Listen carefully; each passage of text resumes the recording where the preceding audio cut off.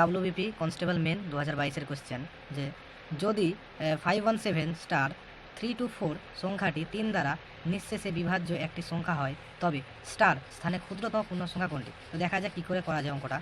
তো আমরা জানি যে কোনো সংখ্যা 3 দ্বারা যদি বিভাজ্য হয় তবে সংখ্যাটির যোগফল, প্রত্যেকটি অঙ্কের যোগফলও 3 দ্বারা বিভাজ্য হবে। তাহলে 5 + 1 + 7 প্লাস স্টার প্লাস 3 + 2 + 4 সংখ্যাটি যা হবে সেটাও 3 দ্বারা বিভাজ্য হবে। তো কী হচ্ছে, 5 আর 1 6, 6 আর 7 13, 13 14 15 16, 16 17 18 19 20 21 22। তো এটা হলো 22 প্লাস স্টার।